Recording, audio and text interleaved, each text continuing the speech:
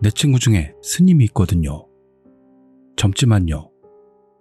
집안이 대대로 스님 집안이라 도련님인 거죠. 그리고 이 사람이 취미가 서핑입니다. 스님 중에서는 드문 젊은 사람입니다만 여름이 되면 친구들과 함께 파도를 타러 간다고 합니다. 그해 여름에도 아침 일찍 4시 모여 서핑보드를 차 위에 싣고 바다로 향했다고 합니다. 중간에 배가 고파져 점심을 좀 일찍 먹자 해서 적당한 길가의 식당에다 차를 세우고 들어간 거죠. 어서 오세요. 라며 점원 여자가 와서 통 하고 물을 먼저 테이블에 놨습니다. 하지만 석 잔만 놓여 있었던 겁니다. 한 명의 친구 몫이 부족해서 여기요! 물 한 잔 더 갖다 주세요! 라고 했더니 네. 하고 가지고 왔어요. 주문을 뭐로 할까 서로 고민했습니다만 모두 빨리 바다에 들어가고 싶었겠죠. 그래서 각각 시키는 것보다 모두 같은 메뉴가 빠르겠다 싶어 저기요! 우리 전부 카레로 주세요. 하고 주문했다고 합니다. 잠시 후 카레가 왔는데요. 아까 물을 받지 못했던 친구 앞에만 카레가 없는 거죠. 카레는 3개밖에 오지 않았던 겁니다. 그래서 여기요! 카레 하나 모자라요! 했더니 아, 죄송합니다. 바로 준비해 드릴게요. 카레는 바로 왔습니다만 그 직원이 카레를 놓고 갈 때 뭔가 이상하다는 듯한 얼굴을 하고 있었다고 합니다. 하지만 모두가 서핑으로 엄청 들떠 있었으니까요. 너 임마 완전히 존재감이 없는 거야. 불도 안 나오고 카레도 안 나오고 하며 전부 웃었다고 하네요. 그러면서 다 먹고 현재 도착해서요. 그거요, 그 판자. 서핑보드를 들고 바다로 들어갔어요. 한동안을 각각 서핑을 즐기다가 무트로 나왔더니 3명밖에 없었습니다. 그 카레가 나오지 않았던 친구가 없습니다. 야, 이 자식 어떻게 된 거야? 하고 물었더니 아니 모르겠어. 아까 올라오지 않았어? 같은 말이 나와서요. 뭐 그런가 하고 잠시 쉰 뒤 모두 다시 바다로 들어갔습니다. 그러는 동안 해도 점점 저물고 있어 전부 바다에서 나왔는데도 아까 그 친구는 없는 겁니다. 야, 그 자식 어떻게 된 거야? 아까부터 안 보이는데. 글쎄, 근데 그 자식이니까 어디 가서 헌팅이라도 하는 거 아니야? 그러자 다른 한 친구가 맞아. 그놈 엄청 잘 나갔는데다 여자를 그리 좋아하니? 라는 거죠. 그날 숙소는 모두가 알고 있으니 그럼 먼저 돌아가서 쉴까 하게 된 거죠.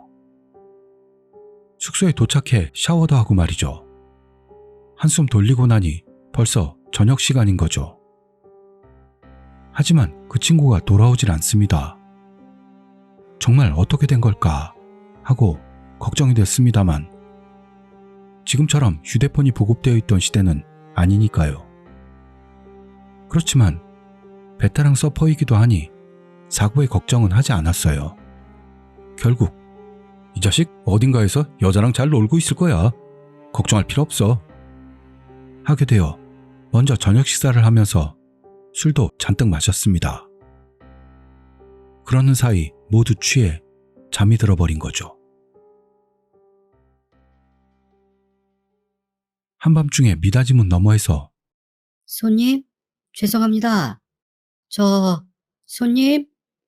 하는 소리가 들렸던 겁니다. 아, 네, 무슨 일이세요? 제 친구인 그 스님이 문을 열었어요. 그랬더니 여관 여주인이 서 있었고 주무신데 깨워드려 죄송합니다만 실은 지금 경찰분이 오셔서는 이쪽 책임자분하고 이야기 좀 하고 싶다고 하셔서요. 왜요? 제가 나가볼게요. 했더니 아, 지금 아래층 현관에서 기다리고 계십니다. 그래서 계단을 내려 여주인 뒤를 따라갔어요. 아래층에 갔더니 현관에 경찰이 서서는 일단 경찰 수첩을 보여주면서요. 쉬고 계시는데 미안합니다만 하는 바람에 이런 시간에 경찰분께서 무슨 일이신지요? 라고 물었죠. 그러자 죄송합니다만 일행분들 중 아직 돌아오지 않은 분 계시나요? 라는 말을 들어 바로 뭔가 팍 왔죠. 네, 한 명. 그 녀석한테 뭔 일이 있나요? 라고 물었습니다. 아니, 특별히 뭐가 있다는 건 아닙니다만 실은 집집마다 물어보면서 돌아다니고 있는데요. 이런 늦은 시간에 죄송하지만 경찰서까지 같이 가주실 수 있을까요? 라는 거죠. 이건 보통 일이 아니다 싶어 그럼 조금만 기다려주세요. 지금 애들 불러올 테니까요. 하고 2층으로 올라가 나머지 둘을 깨웠습니다. 아, 왜? 외로 갈 때가 아니야. 지금 아래층에 경찰이 와서 그 녀석 일로 같이 경찰서로 와달라고 한 중이야. 그 자식 뭔 일을 저지른 거냐? 잘 모르지. 일단 모두 같이 가자고 하며 재촉을 했습니다. 그래서 경찰차에 올라타 가던 중 사건입니까? 하고 물어도 그 경찰관은 아무 말도 하지 않습니다. 다만 애매하게 끄덕일 뿐 뭐라고 말할 수 없는 표정이길래 이건 좋은 일은 아니네 하고 생각했던 거죠. 경찰서에 도착해 차에서 내려 경찰관의 뒤를 따라 어느 방 앞에까지 왔더니 경찰관은 말을 꺼내기 어려운 듯 여기 안치되어 있습니다. 라고 합니다. 안치라뇨? 죽었다는 겁니까? 친구분이 아니라면 좋겠습니다만 바다에서 시체가 떠올라서 확인차 오시게 한 겁니다. 라더니 방으로 들어갑니다. 이때는 모두가 깜짝 놀랄 수밖에요. 그런 말을 들으니 서핑할 때부터 계속 그 친구와는 만나지를 못했기 때문에 죽었다는 말을 들어도 이상할 게 없는 겁니다. 하지만 믿을 수는 없었죠. 그 방은 굉장히 넓고 바닥은 콘크리트였습니다. 이상한 건 침대들은 분명히 있는데 바닥에 쿠션이 깔려 있었고 그 위에 눕혀져 시트가 씌워져 있었다고 합니다. 이거구나 생각은 했습니다만 아직도 믿을 수는 없었어요. 그런데 이게 이상한 게 대부분 사람 한 명의 키라는 건 정해져 있지 않습니까? 그런데 덮인 시트가 너무 길어요. 경찰관이 죄송한데요. 확인 부탁드려도 될까요? 라고 합니다. 스님이 각오를 하고 알겠습니다 하며 시트를 손에 잡고 젖혔다고 합니다. 머리카락이 보이고 이마가 보이고 젖히는 동안 알았습니다. 그것도 그럴 게 친구 얼굴 정도는 조금만 보면 알 수 있으니까요. 예상대로 그 친구였습니다. 어떻게 이런 일이, 어째서 이런 일이. 틀림없습니다. 친구 맞아요. 그때부터가 큰일입니다. 친구 집에는 연락 안 할 수도 없고 경찰에서는 사정 청취를 받게 되고 무엇보다 친구의 죽음이 충격이었습니다. 그래서 어떻게 죽은 거죠? 하고 물었더니 그걸 잘 모르겠습니다. 라는 겁니다. 익사였나요? 하고 물어도 익사일 가능성도 있습니다. 심장마비인지 그런 건가요? 라고 물어도 가능성은 있습니다. 어떤 상태로 떠올랐습니까? 그게 좀 뭐라고 설명하기 어려운 상황이라. 대체 뭔 소리야, 경찰이? 생각하게 되죠. 스님은 일단 합장을 하고 연부를 외웠다고 합니다. 그러는데 친구가요. 야, 아까부터 이상하게 생각됐는데 이 시트 너무 길지 않냐? 라는 거죠. 그랬더니 다른 한 친구도 나도 그렇게 생각했어 하며 경찰관을 봅니다. 경찰관은 곤란한 얼굴을 하고 있었다고 합니다. 그래서 스님이 아래까지 시트를 걷어봐도 될까요? 하며 물었더니 경찰관이 애매하게 끄덕이길래 스님이 시트를 잡고 천천히 젖혀서 내렸다고 합니다. 친구의 얼굴이 나타나고 가슴에서 배, 그리고 허리에서 허벅지로 내려갔을 때입니다. 뭔가 덩어리진 회색의 뭔가가 보였습니다. 뭐야 이거? 생각해서 단숨에 시트를 확 걷었죠. 순간 우와! 모두가 일제히 비명을 질렀습니다. 세상에. 거기에는 친구의 허벅지를 양손으로 꽉 쥔 채로 노파가 달라붙어 있었다는 겁니다. 친구의 허벅지에 손가락이 파고들 정도로 강하게 쥐고 있었다는 얘기입니다. 회색의 덩어리진 뭔가는 그 노파의 머리카락이었던 겁니다. 시체는 두구였던 거죠. 그래서 그렇게 시트가 길었던 거겠죠. 스님이요. 이게 뭡니까 대체? 하고 물었더니 경찰관은 실은 노파 쪽은 신원이 확인됐습니다. 4일 전에 절벽에서 바다로 투신한 게 목격됐거든요. 이 동네 할머니인 거죠. 4일 전이라뇨? 그럼 어째서 4일 전에 죽은 노파가 이 친구의 다리에 달라붙어 있는 겁니까? 이미 죽었을 텐데요. 했더니 그러게요. 그래서 그걸 모르겠어서 저희도 곤란한 상태인 겁니다. 라고 대답했다고 합니다. 이건 뉴스에도 나왔습니다. 하지만 서퍼였던 친구의 죽음과 노파의 죽음은 별도로 취급되어 보도되었다고 하네요. 대체 뭐였을까요?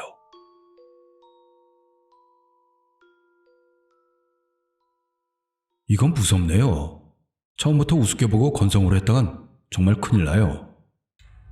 라고 제가 입에 담는 말은 말이죠. 제가 이런 쪽에 어떤 기억이 있어서 그래요. 실제로 있었어요. 그런 일이. 예전의 이야기가 되겠는데요. 저도 아직 젊었을 때였는데 그 무렵이 되겠습니다. 당시엔 아직 심령이나 그런 종류들에 대해 이야기가 나오지 않을 때였습니다. 오히려 그런 이야기를 꺼냈다간 좀 이상한 인간 취급을 받던 그런 시대였죠. 그 당시에 어느 방송국에서 특집으로 귀신이 나온다는 곳에 간다는 기획으로 말이죠. 실제로 가보게 된 겁니다. 그때는 아직 리포터라는 말은 없었지만 젊은 여성 탤런트가 2명 간 셈이 되겠네요. 각자 다른 장소에서 촬영하는 것으로 해서 갔었습니다. 한 명의 탤런트 쪽은 아버지가 엄청 유명한 방송인으로 굉장히 힘이 있는 분이었어요. 그분의 따님이었습니다. 촬영이 끝나고 그 따님이 집에 돌아갔는데 아버지 쪽에서 방송국으로 전화가 왔던 거죠. 어떻게 된 거야, 우리 딸? 너희들 대체 무슨 짓을 한 거야? 서슬이 파랬다고 합니다. 따님이 이상해졌다는 이야기였어요. 이래서는 TV 방송국 쪽도 큰일인 거죠. 당장 튀어갈 수밖에요. 그리고 병원에 데려갔어요. 그래서 그럭저럭 이 따님은 괜찮아졌죠. 그런데 다른 한 명의 탤런트가 문제였습니다. 이분은 어떤 곳을 갔냐 하면요. 몇 군데를 갔는데 마지막으로 갔던 곳이 폭포였거든요. 이게 유명하고 극단적 선택이 많은 폭포로 예전부터 뭔가 이야기가 많은 장소였습니다. 폭포가 떨어지는 그 중턱쯤에 딱 바위가 튀어나와 있었어요. 거기에 사람이 선다. 그리고 거기서 용서를 향해 투신한다는 곳인데요. 그 위에서 중계를 하라는 거죠. 그러니까 그녀가 정면을 향해 중계를 하게 되면 폭포를 등지게 되는 셈이죠. 그림은 나오는데 섬뜩하죠. 반대로 말하면 최고로 고마운 앵글이 되는 거네요. 그녀도 무서워하는 게 당연하죠. 이게 가능할까? TV 방송국 쪽은 생각했습니다만 물론 그렇게 간단히 귀신 같은 게 찍힐 리도 없으니 그녀가 무서워만 해준다면 그것으로 촬영은 대성공이 되는 겁니다. 그래서 촬영을 시작하자 해서 그녀는 마이크를 들고 바위 위로 올라가 섰습니다. 시간은 심야였어요. 희미하게 조명이 비치고 있었죠. 그리고 그녀가 마이크를 들고 이야기를 시작합니다. 그런데 갑자기 싫어. 오고 있어. 아, 오고 있어. 싫어. 오지 마. 라고 말하는 겁니다. TV 방송국 측은 오, 잘 되고 있어 생각했습니다. 싫어. 오지 마. 오지 마. 오지 마. 살려줘. 그녀는 쭈그리고 앉았습니다. 방송국 측은 됐다. 저의 재미있네 하면서 기뻐했는데요. 으아. 하지 마. 온다. 와. 그녀는 절규하면서 부들부들 떠는 겁니다. 그러는 동안 하고 비명을 질렀어요. 와, 그림 죽인다 하며 카메라는 그녀에게 바짝 다가선 거죠. 그녀는 아직도 비명을 지르고 있습니다. 그러더니 펄떡펄떡 난리를 친 거예요. 엄청난 그림 나왔네. 아주 잘하는데 하며 네, 좋아요. 컷! 하지만 그녀는 아직 비명을 지르고 있는 거죠. 무시무시한 형상으로 얼굴이 창백해져서는 이제는 핏기도 사라지고 부들부들 떨기만 합니다. 오케이야, 이제 끝났어 라고 해도 그녀는 아직 떨고만 있을 뿐. 눈이 뒤집히고 완전히 이상한 상태입니다. 이봐, 정신 차려. 이봐, 이봐. 역시 상태가 이상합니다. 일단 차에 태웠어요. 괜찮아지질 않습니다. 그동안 모두 걱정이 됩니다. 이건 장난이 아닌 거죠. 처음에는 모두가 여운으로 인해 그러는 거라고 생각했는데 그런 게 아니었던 겁니다. 안정이 될 거라 봤는데 전혀요. 그대로 병원으로 갔죠. 병원에 가서도 손쓸도리가 없습니다. 그래서 이건 잘못됐다. 일반 내과, 외과의 문제가 아니다.